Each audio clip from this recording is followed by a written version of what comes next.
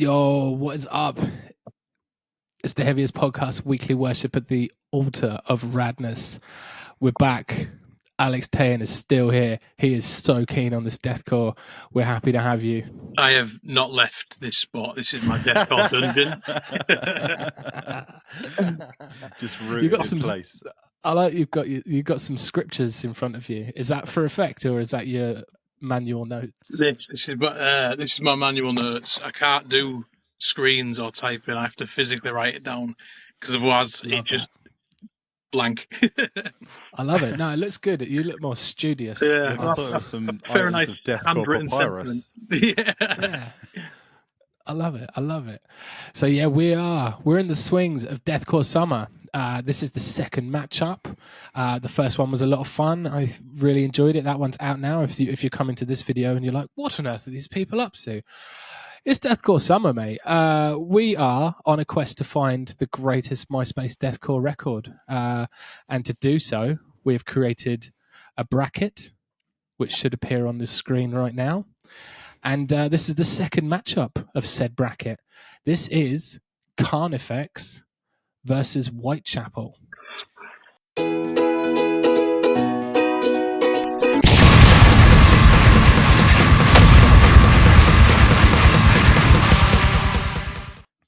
Big heavyweights, mate. This is a heavyweight bout. What a matchup.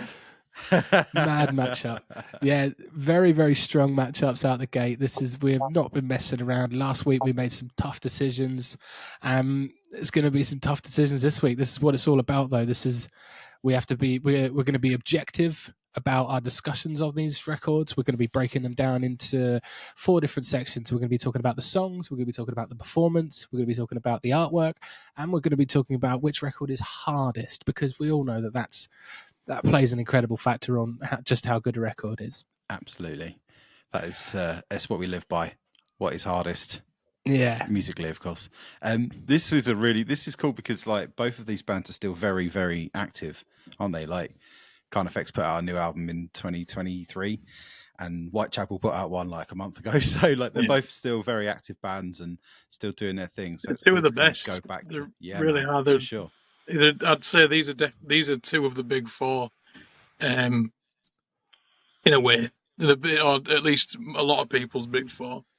Yeah, absolutely. So I have to admit that I've been a bit down on Carnifex in the last few years, and I think I'm just one of those people that sees them on bills and go, oh, they still exist, and then end up seeing them and thinking actually they were pretty sick. Like I'm always putting them down a little bit. So I have really enjoyed going back to like, you know, a really, really vital record for them and just knocking myself into understanding why the fuck they're still, you know, this big. Yeah. Has to be said that like a few tracks off this, Lied to My Face, Slit Wrist Savior, they're still like some of their most played songs. Like they are still some of their like biggest songs with the most amount of Spotify plays. They did a redo of Slit Wrist Savior. That's like, I think that might be their highest one. Like, you know, these tracks are big business. Yeah, so I'm like not really. I'm a bit of a Carnifex denier, and I will admit it. Whereabouts do you guys stand on them? I'm kind of the same with you, son. Like, I've never really massively dived into what Carnifex do. I remember. Did you go to Heavyfest in 2015? Did you go to that one? Maybe. I can't remember which ones I went to be honest. It's all a blur of drinking, and I remember there being a lot of wasps. There was a lot of wasps. Was it the one with a lot of wasps? Yeah. Well, I think that was all of them. But yeah, it was the one with a lot of wasps. But yeah, I remember like I think I was in the tent to see somebody else playing. Carnifex were on before, and I was completely like, I remember the sub drops just being absolutely devo. Like, you know, you do your best to try and avoid going to the toilet when you're at a festival because it's grim. But when the sub drops, someone like hits that, the brown note. Yeah, exactly. When the sub drops hit like that, and it just makes your whole digestive tracts just go like it's not great. It's not exactly everyone in the porta potty shits at the same time. Yeah, that was actually, it wasn't even a sub drop. It was a dump drop. You just heard. It was everyone just synchronized shitting. Yeah, and I beyond that, and also we saw him support Thy Art Is Murder, didn't we? When we saw them play a couple of years back, my experiences with Carnifex are pretty minimal. Like I've not really dived in. Obviously, I'm aware of the band, but I don't know. I just always gravitated elsewhere. Whenever I was listening to these kind of bands, I was gravitating elsewhere and back in the day, and I just never. And it's kind of, it feels like they're a band that you probably needed to get into to start with, and then they're not sort of someone you can, like with Whitechapel as an example. Like I've become a massive Whitechapel fan since like The Valley and stuff has come out, and I've just gone like, oh my god, Whitechapel. Like at the time I thought they were sick, but then I've gone like, oh my god, this band are like absolutely legendary. Whereas yeah, Carnifex to me are kind of just that band that supports deathcore bands that come to the UK. Where do you stand, Alex? I got I wouldn't say a complex relationship with it. I think they were really important to me in the early days when I first started getting into it. Like Light to My Face was one of my favourite songs. I genuinely think Light to My Face is one of the best deathcore songs ever written. It is, and at the time that it was like it had a lot of stuff that I didn't like about deathcore, and that this full album does. But when it hits, it hit in the way that I wanted, and not even there was bands that in general I liked better. Nobody really hit. When Carnifex hit, they hit fucking real hard, and they hit in the way that I was primed for. You know, obviously there wasn't anything really before this like that, but you kind of, as you were listening to deathcore when it was like first in its infancy, you were finding out what about it you liked. Yeah, and they have bits in it that I really liked. And I like, I was obviously been listening to like that record all week, and it's like, it's still good. That breakdown and a lot of the BDs in it you could write that today, and people would be like, "This is one of the heaviest things I've heard." Like, thankfully, I've got to see him play. We got to play a few shows with him. I think that was 2015 cool. as well. I think we were in France and Northern Italy, and it's one of the very few times I've been like a bit starstruck meeting him, and I like, but I just got the just real distinct impression that he just thought we were all just proper, just annoying little fucking geeks, and it's honestly it wounds me still to this day. I don't know if it's true, but it's like, but yeah, but then like, so watching him play and stuff, like it really, like they could command a crowd. They really could, and they did put on like a fucking amazing show. I just like, after those first two albums, like when And Hell Chose Me came out, it's like one of the first times that I like listened to a record, you know, like not being a musician at all really, and then like, even now, and you know, it's one of the first times I noticed that like the production of something was letting it down. And I was like, I didn't really like it because of that. And then like, I've noticed they get like they seem to release some really good records, and then release a bit of a dud, and then release a really good record again, and then a dud, and they kind of like do this, and it just, yeah, it never changed enough, and it never hit quite the same as the early stuff for me. So I stopped listening to them really after the first couple of records, apart from like a few singles here and there. Like World War X was fucking wild. And they really do know how to write like a cinematic song. They know how to like do that. But it wasn't really for me. I found people that were doing what I wanted more or better. So I kind of drifted away from them. Yeah, I definitely had. So the album that we're talking about, Dead in My Arms, that wasn't really the one I was listening to back in the day. The one I had on my iPod was The Disease and the Poisoned. And I just remember that green face coming up, and it was absolutely sick. I specifically remember listening to it in the bath and having a great time. Like I definitely did enjoy this band. But I have a relationship with this band that's kind of similar to my relationship with, say, August Burns Red, where I think they're really good and they've got some good stuff, and then they just did the same thing forever and ever and ever and ever and ever and ever and ever and ever and ever. And I pieces like my caring just sort of slipped each release, and then I just see them and I'm like, oh, I wish that wasn't them on this bill and I could be seeing somebody else. Whitechapel. Let's just do a little bit of a background on Whitechapel for everybody. How does everybody feel about Whitechapel in general? Gary? Well, I've never been more hyped to Whitechapel than I am on this day today, just based on how amazing Hymns and Dissonance is. But going back in the day, like I think I came in at This Is Exile. Like I don't really think I ever listened to this album very much, the Somatic Defilement, which feels silly, really. Like I feel like I think I have an example. I think I have an answer for that, and I'm only jumping in here because it's very similar to my experience. Yeah, go on. And I think they didn't necessarily have an official video for anything on this album. No, and back in the day, your MySpace things and like what you would look at, like it was a lot of like it was very video heavy. I feel, and agreed. Maybe that's how it just didn't really find its way to me until This Is Exile.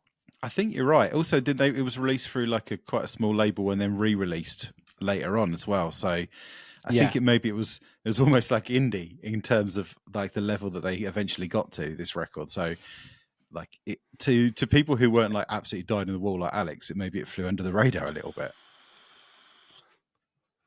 Yeah, that's quite surprising, and it really I think it's a testament to how good of an album it was that it became as great as it was without a video. But yeah, I was listening to it heaps when it came out because I was back when everyone just had like kind of a collection of demos on the MySpace and stuff. So you just have those demos, and sometimes bands didn't even move past that. Like loads of good deathcore bands that never really got big just stayed at that level. But I was listening to their maybe 3 or 4 of their demos before the album came out for I think maybe a good year or so, and like it was all every song on that album's fantastic, but I remember especially the beginning of like Ear to Ear, that fucking screeching, I lived rent free in my head. It was great. Like obviously it was so good. It was just such a fucking good album, and the vocals were like, I remember thinking to myself like, how I could never do that. How do you do that? Like what? How on earth do you make like that sound? And it really was like it was just such a great example of deathcore that was like leaning more towards like brutal death metal. And it was just fucking great. I know exactly what you mean, especially like back in those days, and you see Phil Bozeman, and he had the skinhead, but he was like a sort of scrawny kind of guy. Like, where do these sounds come from when you see what you look like? Because you'd never imagine him being scrawny. Like, when you see a picture of his like up close doing the vocals, like his presence kind of just washes over the fact that he was pretty small. Like he didn't appear small; he appeared huge. Yeah. All right, so let's get into it. So.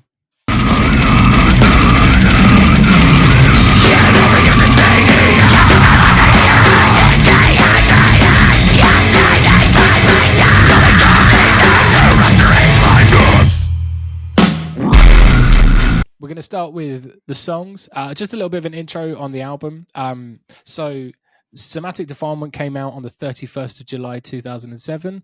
It came out on Candlelight Records in the US and Siege of Amida in Europe. I remember that. That is a word that I've not read in so long.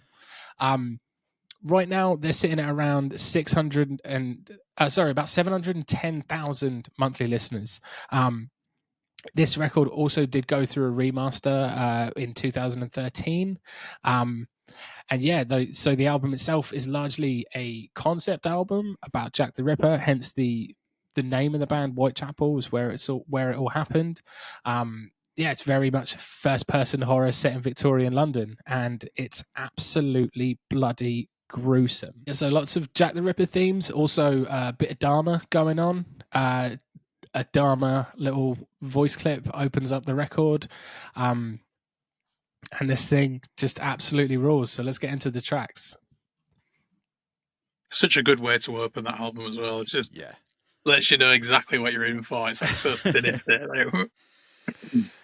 It's terrifying. Yeah, it really is. like this that. thing. The opening, the first like proper track. There's just so much going on in it. Like when you really listen to it, it's like it's switching up like the riffs and the breakdowns and like the types and the styles, but like it's not really obvious that that's happening at first because it's all tied together so fluidly and nicely, and they've got like such a good grasp of like the tense and release that makes death metal so good, and it's just constantly doing it over and over in all these different ways, just in track one, which is why like I think it's so cool that this is like the one track that they ended with like almost like like not quite a fade out, but like the music fades out into that it's like a symphonic section, isn't it? Yeah. And it's like, Yeah, wow, yeah. that like because like in itself that was a performance. It's like so like the intro into that and then into like an outro and then the rest of the album. Like on paper that doesn't sound like it'd work, but it does. I think it was a great choice. Yeah, and it's definitely not something a band would ever usually do track one either. They wouldn't make such a grand statement with track one. Like most bands would be like, let's get in and smack everyone around the mush, and then we'll come to the more grander statements further on in the record. But they're like, nah, straight in. They just wanna have you, and you get that with the Saw I Maim, with the Saw I Live, like that that whole section. And then obviously the Saw became like a really big important thing, like lyrically and thematically for Whitechapel. It's really cool. But yeah, I can't agree with you more about the whole how sort of technical and how much sort of flipping and undulating that they do in within every song. Like it's such an exciting ride of a record. Like they just have this quality, like they want to eat your family for dinner, don't they? It's just like this rabid, terrifying evil that's sort of thrown throughout the record. Like I was quite surprised going back to it. Like I just kind of remembered it being just a massive wall of noise, but it's not like a big wall of noise type record. No, not at all. There's so much more. It's so much more dynamic than I actually ever really like entertained ever before, until I sat down to that like this week and just been like, right, let's really study this. Like, oh, blimey, this is actually a really like dynamic piece of music. Yeah, really dynamic is absolutely the right word for this. Like, and it's in sort of stark contrast to some of the other records that I've been listening to, and maybe even in stark contrast to the Carnifex record. It's really, really cool. You know, there's these like soaring leads, there's these massive hardcore moments, there's these just intense guttural sort of drowning moments, and there's that like bent note breakdown in prostatic fluid asphyxiation, which is just so sick. Like that's a move that like you'd hear on like people weren't doing that in the breakdowns back then. It was very cut and dry. Like, you know, some of the breakdowns that people were spitting out back then were just absolutely awful, so bland. But we bloody loved it because we just wanted breakdowns, and like we didn't really care at that point.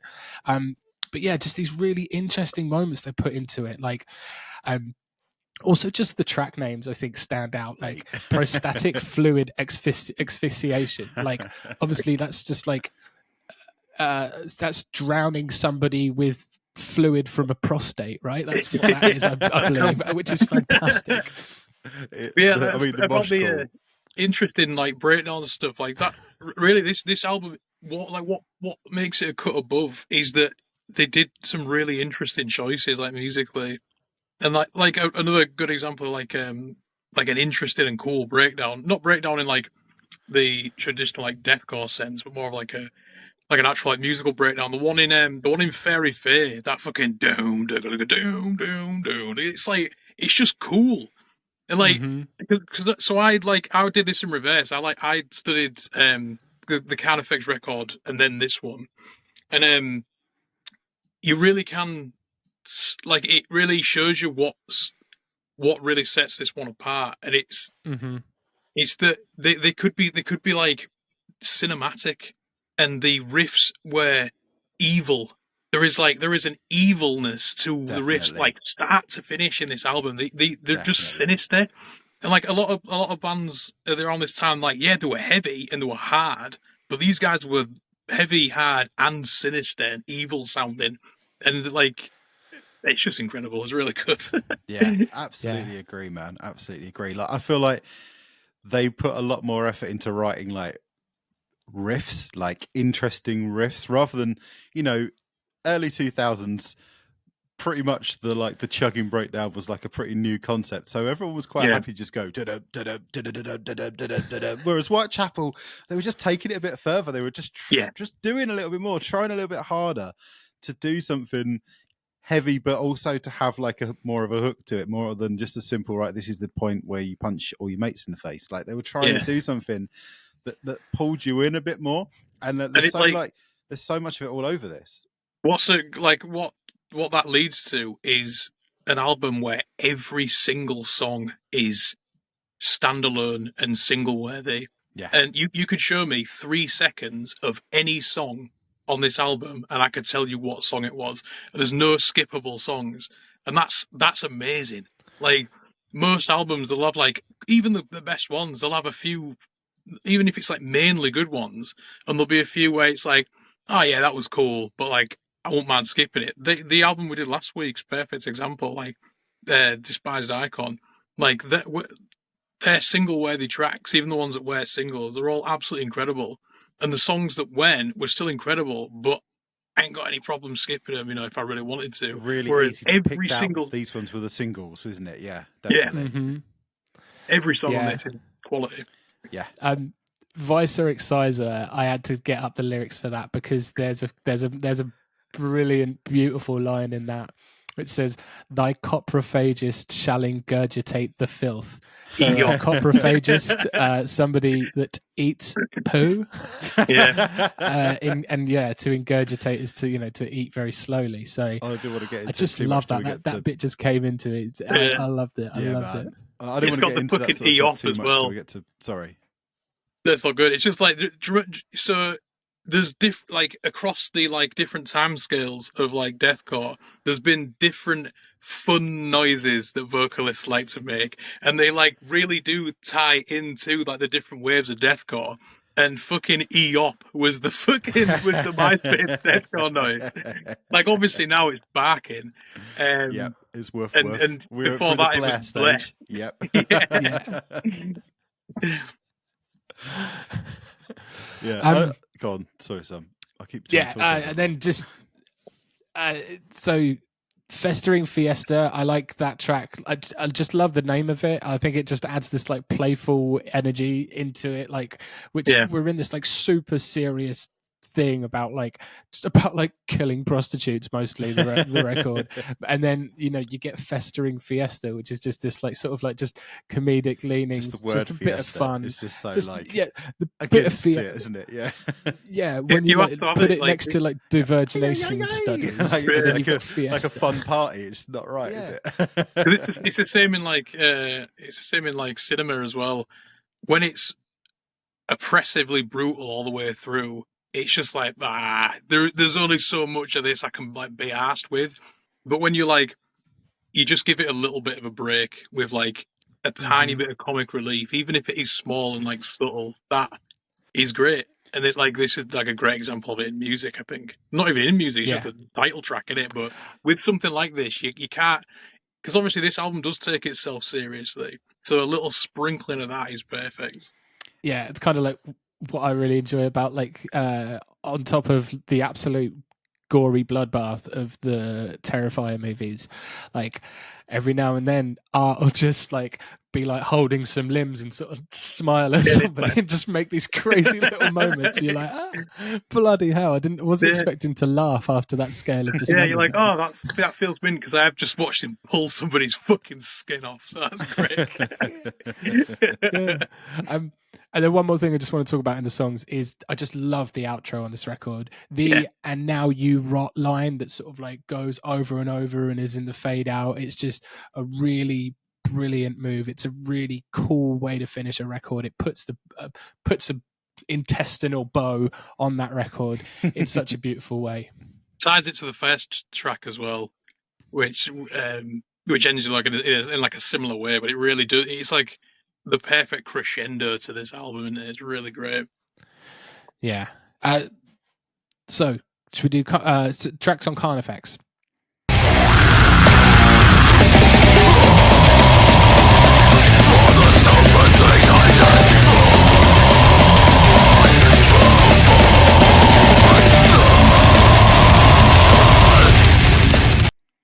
I love the fact that it just opens straight up with a beatdown. Like that's hilarious. Like bands just don't have the bottle to do that kind of shit anymore, do they? Like I used to love back in the day when you would listen to an album and one song would end with a beatdown and the next one would start with one. That stuff just doesn't happen anymore. It's a real shame. Well, I think one of the classic things in deathcore, and it's one of its simpler pleasures, which is like, you know, a lot of people will criticize it for the simple pleasures, and those people are tying other people's work to their own IQ, which makes them fucking stupid. But the intro breakdown was just. It was just great. I lived for it. It's like you start the album off with a big it was in a death card underneath the gun, like that intro, like just stuff like that, and it was just like, yeah, this is exactly what people came for. So why not start it off with just the nice, like condensed thing of deathcore? Absolutely fantastic. And it's Carnifex kind of setting their stall out, isn't it? It's like, here you go. This album's going to be really hard. It's just full of really chunky beatdowns, and you're going to love every second of it. Like, literally, no mucking about of any kind, no sort of swelling symphonic intro or anything like that. Just straight in, like straight in for it. I love it. And then you go into Slittery Savior, which, like. Mate. That song, the bit, the marching band, the marching band snare build up, and then boom, sub drop. It's all there. Everything is there. It's just what you want. You get the sample. You get some slam. It just. I was listening. I was just like, I think there's took years two of my samples life straight away. There's two samples on it, but they both say the word "fuck" in them, which like, obviously makes it sick. They're so snappy. They're like really snappy, short. Perfectly executed samples. They're just that's what like really stands out to me. Like sometimes they can go on a bit long, or if people like they use too much of a sample that just has like fucking background noise in it or something. Yeah. No, it's like, no, you've got fine, fuck you then, and what the fuck? Like that's you don't need anything else. It just does it all, doesn't it? Something I wanted to talk about was the Light to My Face, specifically the video for Light to My Face. How many videos from those times was a video of a band performing which cut to a woman being kidnapped? How many music videos from those times was that? I mean 75% of all music videos was basically I was going to say every other video, but I think you might be closer to the mark with 75%. It's that'll being like chased through the woods or something like that. Yeah. That was the other 25% is being chased through the woods. Because it was cheap. I guess it was because it was cheap, wasn't it? And, I guess it was. And this was just kids making music, man. Yeah, it's easy to forget that, isn't it? But they're all probably like not even 20. The chances are they're all like really young and just asked a mate to come and let us tie you up in a video and pretend to beat the shit out of you. Yeah, because there weren't many tied to big labels yet, was there? Because it was new and it was like a youth genre. Fledgling. Yeah, nobody had any money behind them. That's why all the recordings were like, you know, cack. You know, like from a technical standpoint, they were cack. Even when it often lent itself to the sound. But yeah, no one had any money. Nah. Oh, I forgot to say when this one came out. So interestingly, this came out on the 12th of July, 2007, and Somatic Defilement came out on the 31st of July. Oh, so they came out in the same It's month. a good month. Yeah, and it's a good month. This is a couple of months before the Cleansing dropped as well. So Cleansing comes out in September, and I think that's important just to sort of understand where everyone's sort of performance-wise, and we'll talk about that more in a bit. But this album was really cool, man.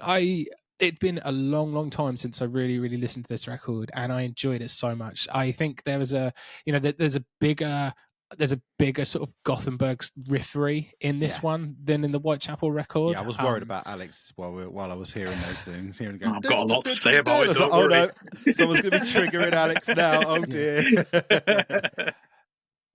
I also, I'm not sure how much I like the fact that the two tracks go "Dead in My Eyes" and then "Dead in My Arms," like one after another. I think like they could have. I think that's just a bit silly, really. It's a two-piece. It's a two-part suite. Like one rolls into the other. It kind of makes sense. I didn't mind that, but what I didn't like about that is that it's a real good example of them fucking fumbling the bag, because it ends with, obviously it's not music, but the tension of the sample that it ends on builds and builds and builds. And you're expecting it to come into something rock hard, like how Whitechapel did with the ending of the first track, into the next one. This one builds and builds and builds with this low kind of anxiety inducing static, and then it just comes in with just the wettest metalcore riff. It's like it's honestly, it's laughable. Like, I hate to say that, because I do love Carnifex, and again, I preface it by saying I'm only this critical because I love it. But it's like, what the fuck was that, man? It's like there's a couple of those, like, obviously you've mentioned it already. These kind of riffs do trigger me, but they're usually overshadowed in this by how good their grasp on tensor releases as well, and how heavy the things that kind of like bookend those bits. But there are a couple of them that are like, they're like almost happy sounding, and it's not cheesy in a fun way because of what the rest of the music sounds like. Like some of those like gallopy riffs or the Gothenburg style riffs, it's just like, what the fuck is this doing here? Like it's It is done, happier, yeah. than you And expect. they're like, they're Definitely. fun. Like if you took that out of this Carnifex record and put it into another record which was kind of more based around this, even if you put it in like the As Blood Runs Black record, I'd be like, yeah, because it's fun, but it's like, what the fuck is that doing in this? Like, yeah, it's closer to bringing the motherfucking ruckus than it is like what's going on in like a Whitechapel record. Yeah, for sure. It is confusing because they're so heavily based on groove. Like Carnifex are essentially deathing up groove metal as opposed to like metalcore. I think in what they're doing. Obviously, there's huge dollops of metalcore in there, like you're saying, that bit in the last sort of 2-track where there's the spoken word over the like the picked out like it's proper metalcore as fuck. But like generally, you listen to like My Heart in Atrophy, like that song's absolutely fucking rad. Oh, like it's incredible. It's got so much going on. The slam is for real. Like it's got that sort of Slipknotty like kind of riff. It's got 2 steps in it. It's got a bit of drama. It's got severe gutturals. Like these guys are really laying it down hard. And then every now and then, you're right, they do something and you're a bit like, huh? What? Yeah. It just sure? But yeah, speaking of know. the slam that you said, that like not many people were doing, like, I think, because I definitely didn't realize that that's what they were doing, or that's what I liked then. But when you're like, but I'm picking out the bits of this that I really did like the most, it's the bits that are closest to slam. And not many bands around this time were doing slam style breakdowns at all. Like, everyone remembers in Light to My Face, obviously the breakdown after the Light to My Face like pit call, but the other really big breakdown in that, I think, is better and heavier, and that's just dun dun dun dun dun. It's like absolutely wild. But yeah, there's other tracks in it which it's just straight up slam breakdowns, and they sound so good in this, like really, really great. So what we saying? Who do you reckon? Who we voting for on songs on this one? I think for me, listening to these 2 records together, it kind of did. I had to be objective about this and not just be like, "This is a total Whitechapel just a washout." But I think Whitechapel is just way more dynamic. Just so many more interesting parts, like you say, not skippable tracks. Like for me, I think I would vote Whitechapel on this one. I think the quest that we have is to find the best of these records, rather than if we were to look for the one that was the most sort of like the most Myspace Deathcore album, then maybe I might be going Carnifex's way, just because they seem to have more of the hallmarks of what you would expect if someone was to, get an AI to generate a Myspace Deathcore record. It would sound a lot more like Carnifex than it does like Whitechapel. But in my opinion, I think that's why I'm going down the Whitechapel route, just because it feels like there's more inspiration and there's more ideas and there's more they're experimenting and they're like doing more than Carnifex do on this record. Yeah, I'll say that the when Carnifex hit, in this, they hit harder than Whitechapel does, but Whitechapel hit more often and more consistently, and it isn't just about the hits. The songs just are better. They're more dynamic. They make more interesting choices. It's like this was like, right, how can we be the heaviest thing ever? And they do a fucking well good whack at it. And then Whitechapel was like, how can we be the heaviest thing ever? And also really write some just incredibly like interesting songs. And there's too much of Dead in My Arms that sounds exactly the same. I couldn't tell you most of the time what song was playing, and I absolutely could with Whitechapel. Yeah, agreed. It's just there's just more of everything in there. It's more engaging, it's more innovative, and I think it's like ultimately a bit more iconic. So I think that is a win on the songs for Whitechapel. 100%. So now we talk about the performances. And Jesus Christ, you got to get up pretty early in the morning to beat Phil Bozeman anything, really, haven't you? This is, realistically, we should be talking about the musicians as well, but I think I just can't stop thinking about how fucking fantastic Phil Bozeman is. Anytime I'm listening to this record, he's the man. He's the guy to this day. He's doing he's smashing out fucking like one take videos where he sounds like an absolute demon, and this is like this is his first go at it back then, and he just created these so many just really cool iconic moments, like this sort of like guttural drops that he pulls out, this like signature sort of like what the fuck moment would just that sort of was throughout the whole record, and just these crazy moments of you going, what is this? Like, it's not really, many people really have hard to beat. replicated it to this day, I don't think. Like, and it's that's like really impressive. Like, I love it's Scott Scott Lewis. Scott Lewis. Yeah, I love his vocals. I absolutely love him. I love how like rattly his lows are, and like how like iconic his highs are, and they are like. And I really do hate to just like brush him to one side, because I would say that like I don't take many like actual vocal sort of influences, but I would say trying to get that kind of sound with my lows right in the early days before I was in a band or anything, like I was definitely trying to do that, because I heard Phil and I was like, nah. I can't even visualize how. Yeah, I can't even visualize how I would make that noise. Like, and like I love Scott's vocals. I think they're fantastic.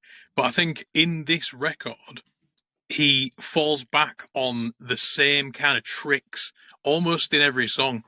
Like, there's the well, what have I got written down here? Yeah, so well, as I was saying with like the Dead in My Arms bit having like a naff riff to start with, it does get fucking like real heavy and it's fat. But by that time, and it's because of the vocals. The vocals like proper carry it. But by that time, we've heard 10 more times up until this point. It's like it sounds fat and it sounds absolutely mint, but it's the same thing in every song. And like obviously like it's their first record, so you get like that's absolutely excusable. But Phil wasn't doing that. Do you know what I mean? It's more interesting in every way, I think. Yeah. Phil's more articulated, wasn't he? He's definitely more articulated. Yeah. He's swinging for the fences with what he does. Like, no disrespect to Scott Lewis. Like, you can hear this vocal performance on this album is a kind of a blueprint for what became like deathcore vocals. Like, you can hear, I was listening to it, I was kind of thinking like I really hear like Carl from Brand of Sacrifice going on in what he's doing here. Like, you can tell if you listen to a lot of like modern deathcore bands, he's been a very big influence on what those guys do, and that's probably, like you say, because they can't do what Bozeman does, because he's like a fucking alien. Like, honestly, it's just really a bit unfair to have to go up toe to toe against Phil Bozeman when you compare him vocalist for vocalist, like especially when you kind of get into like lyrically, like how much more like poetic he is with his lyrical content. Like, obviously, You know, it was a different time. There's a lot of his lyrics are about violence towards women. It was a different time being the 1800s, But it was Victorian through era the London. thing Like, of, yeah. But you get away with it. It's absolutely. sort of- Like, you understand that he's like doing it from a perspective, but he's so verbose and he manages to squeeze some of the most ridiculous words into his lyrics and they don't feel awkward. Whereas, like, you know, Lewis is doing a much more traditional kind of approach, looking at, like, you know, self-reflection and kind of doing what most other people were doing in that time period in terms of lyric writing. But Boseman's just doing something very different that then becomes massively influential on everybody as it goes forward. Like, these concepts and looking at things from different perspectives and kind of embodying characters becomes much more like commonplace after the fact of this record.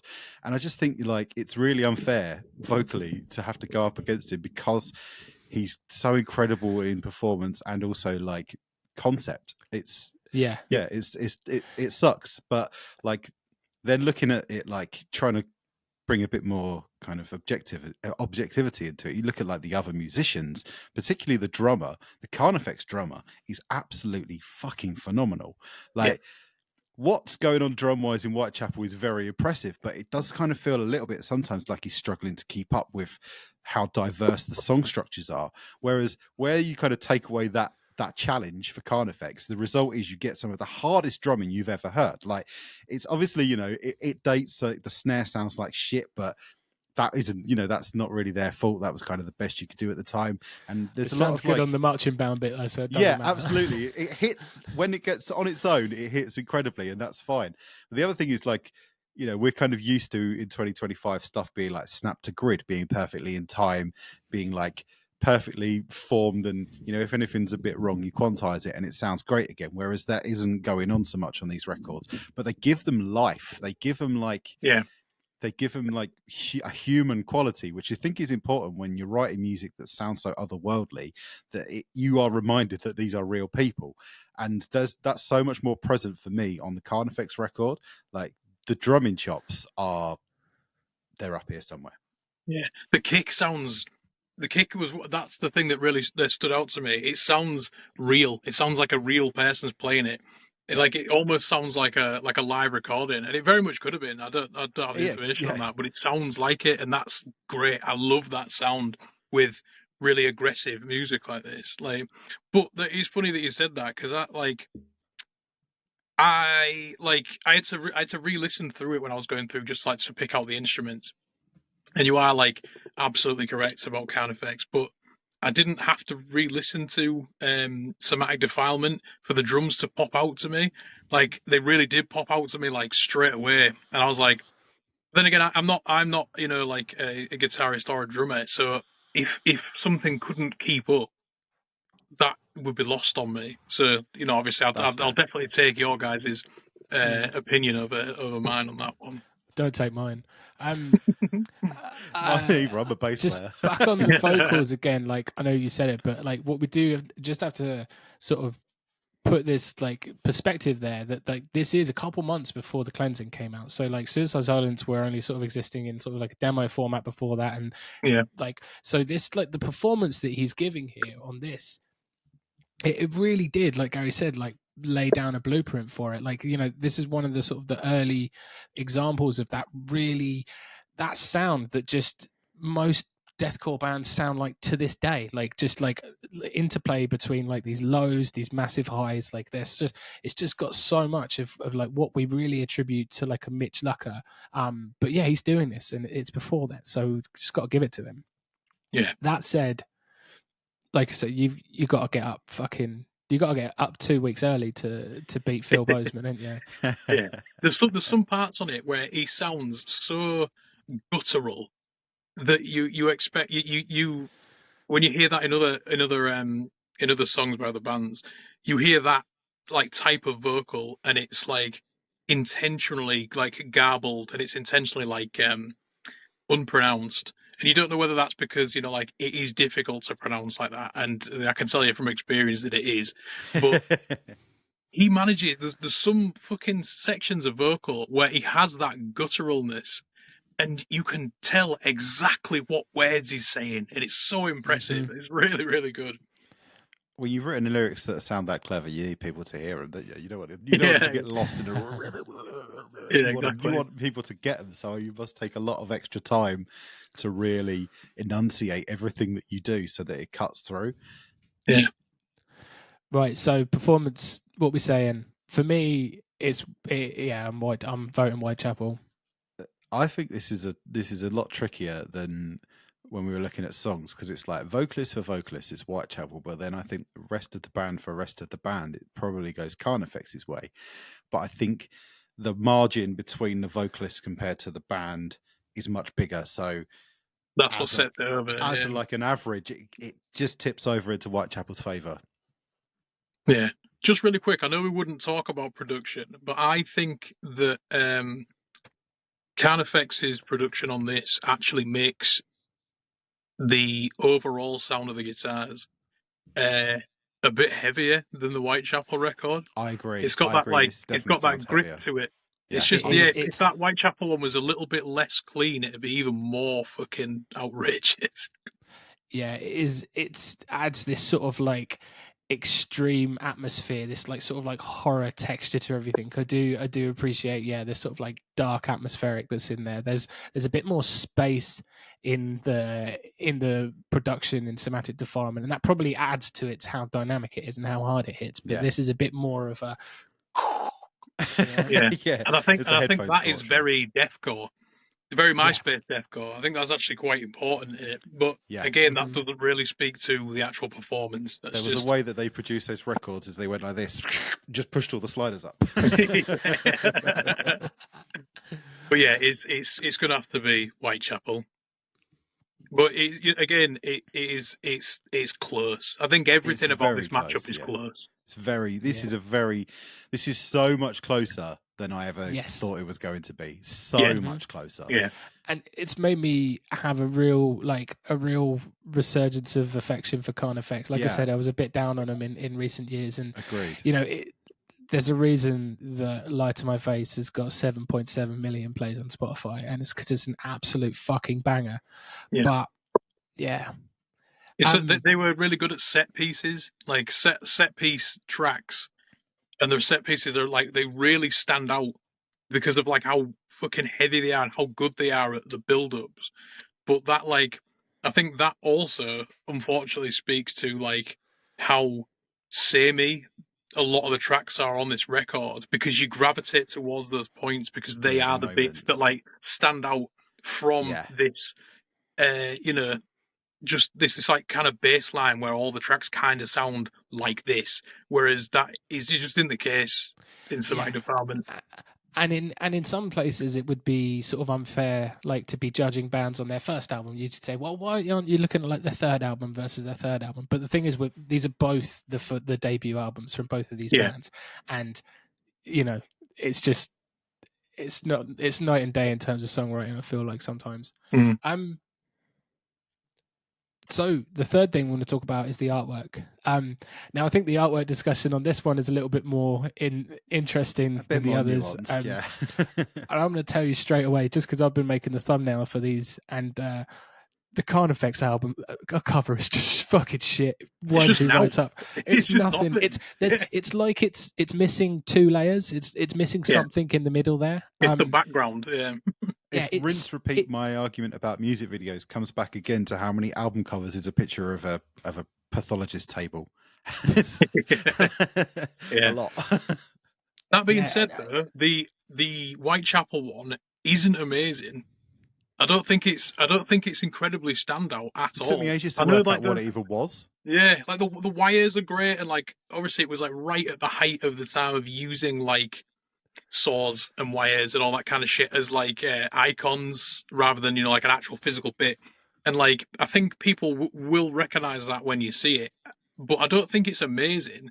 It's just the Carnifex one is so like nothing that one does stand above it. Like, yeah, it gives me like Hellraiser vibes, like where like the chains and stuff. Obviously, it's like razor wire, isn't it? It's razor wire bursting out of a coffin. Is it? I thought it was a hole in a body. I'm pretty sure it's a mattress. I spent a long time today looking at this because I originally thought it was like a book or like the Bible, and I got really close and it's like, I'm pretty sure it's a mattress, which is quite odd. Like, I'm not entirely sure what the message is behind it.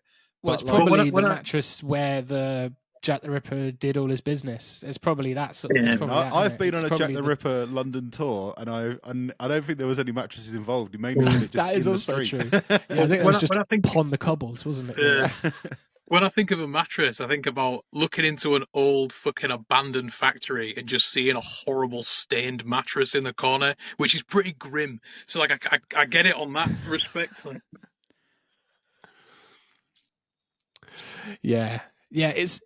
I think this is an easy one for me to make decisions on because, like I say, I've been looking at that Carnifex one, and I was trying to alter the color of it or make it pop a little bit and make it look a bit better in the thumbnail, but it just looks crap. Remaster the album cover. It looks like the back cover of a Resident Evil game, but not the front cover, like the back cover, with all the text over it. yeah, where there's other things that are on it that aren't the focal point at all. You know, I guess it's quite atmospheric. It sets the scene. You could be listening to this record in that room, but you just need something else in there. You need a person. You need something going on there. Give us a dead body on the table. If there was a dead body on the table, it might win. It's all it needs. It's all it's missing. A rotting corpse would probably tip the scales here, but alas, there is none. Yeah. So it's a bit of a clean sweep. Clean sweep hardest. There? We need to do hard. We need to discuss which is hardest. Hardest. It gets even closer now. It gets even fucking closer. Because despite everything I've said, I might be fucking leaning towards Carnifex. I might be as well. It's hard to go against an album which has the mosh call Fucked and Left for Dead, but I might be going towards Carnifex just for the sheer like wall of sound attack that they have. Like, this record is just attack after attack after attack, and they very rarely chill out. Like, I do think that potentially Carnifex, the Carnifex record is the hardest album of the two. Yeah, I mean, there isn't moments on the Carnifex record that made me go, oh, bloody hell, what's going on here? I'm far too young to be listening to this. Like it did with the guttural moments from Bozeman on that. But so it's hard for me to toss it up. But if you guys both going to vote Carnifex, then your it's just like even to this day, after having listened to it for nearly fucking 2 decades, that bit with the fucking dun dun dun. Light oh my! I literally I just close my eyes and just let my head back, and this chill just goes down my full body, full frisson up my hands and stuff, going into that BD. The breakdowns are harder. As I said before, when it hits harder, and I think that might be because in comparison to. Because from what I've said, it sounds like the rest of it around the BDs is just these naff riffs, and that isn't the case at all. I don't mean that. There's a few naff riffs in it, but a lot of the riffs are fucking cool, metalcore leaning right towards death metal riffs. Some really good stuff in it. It's just in comparison to how evil Whitechapel was. Some of my comments kind of anyway, I'm chatting absolute breeze, but the good thing about that is that when these fucking really hard bits come in comparison to the riffs that led up to it, it just makes them harder. It's a whiplash snap every time, which isn't maybe necessarily as prevalent on the Somatic Defilement. Is that whiplash moment that you get when something hard happens, which I think is what makes Carnifex a harder record. Yeah, and they did it obviously the word brutal to describe something got flanderized almost immediately. It's it's brutal. That's a thing that deathcore people say. Yeah, but I love 2 that zeros. I have to be honest. Yeah, I love that word, and I think if you think about it in the terms of brutalist and brutalism in architecture, where it comes from, it is big, simple shapes, and they're oppressive looking. So that's what I love about breakdowns, and the Carnifex do that so well. It is just dun dun dun dun dun, and it's that. That's why I don't understand why like death metal head culture warriors hate breakdowns because it's just another thing to add to what makes death metals brutal. And it's just like, yeah, you've got these fucking mint technical, like evil sounding riffs, and then you complement that with something that is like animalistically simple.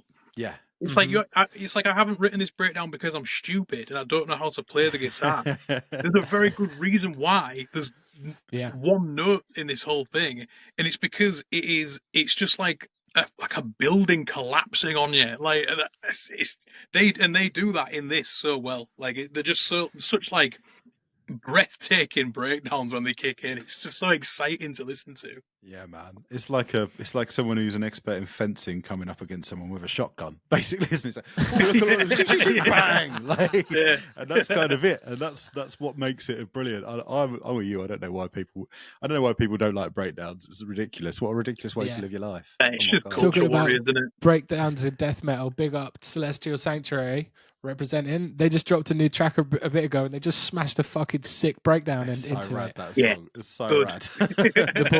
The boys, big up. Like they've been just like purely smashing death metal, and they just thought, fuck it, we'll stick a breakdown in because people love them. Yeah. They make songs better. They make you enjoy things more. They've made my life better. I think all of our lives have been made better because of breakdowns. I dread to think what my life breakdowns would be if exist. I hadn't heard one. Breakdowns existed before death metal. Breakdowns exist in songs, and there's a reason for them, because it creates a good dynamic flow to the song. So, the final verdict, I do believe, is a 3-1 victory to the Somatic Defilement. It's very much murder over misery. Somatic Defilement is brutal, it's dynamic, it's iconic. It still kicks your fucking ass this day. Carnifex was very cool, very stompy, absolutely very cool. sick. Really did enjoy listening to it, but I just think it got beaten today by an absolute monster. Yeah. If you're gonna get beat by the Somatic Defilement. Do you know what I mean? It was very close. I'm definitely coming away from today with a newfound respect for Carnifex for sure. But you know, you're right. If you're gonna get taken out by the champ. Yeah, get beat by the best. Hell yeah! So that was another matchup. I think we gave it our best there. I think we put it all on the table, and I'm happy with the decision, boys. Agreed. I really like this format. I've really enjoyed doing it. I really enjoyed thinking about albums in a different way. You know, me and Gary, we generally cover music and we just sort of talk about new albums that are great. And I think it's really interesting. We've never really just had to think about albums in context of other albums before. And I really enjoy this format. And like, as we're doing this Carnifex record, I'm like, well, maybe we do, like, you know, down the line, we'll do some other things like this and we'll talk about a different Carnifex record versus a different somebody else and see what they're like. And yeah, I'm really enjoying this. I don't really know what my point was other than that I really enjoy this. And we're going to keep on cracking, mate. Deathcore Summer is on the way. We've got another couple matchups coming really soon. If you've enjoyed this, why don't you give us a bloody subscribe? That would be great. Do it, please. Thank you. Just fucking press the button. Just bloody do it. Just do it. Get involved. And if you didn't watch the previous one, that's already up. You can go and have a look at that. And we'll be back really soon with another matchup in Deathcore Summer. Remember, Deathcore isn't just for summer, it's forever. Here to fucking stay. Peace.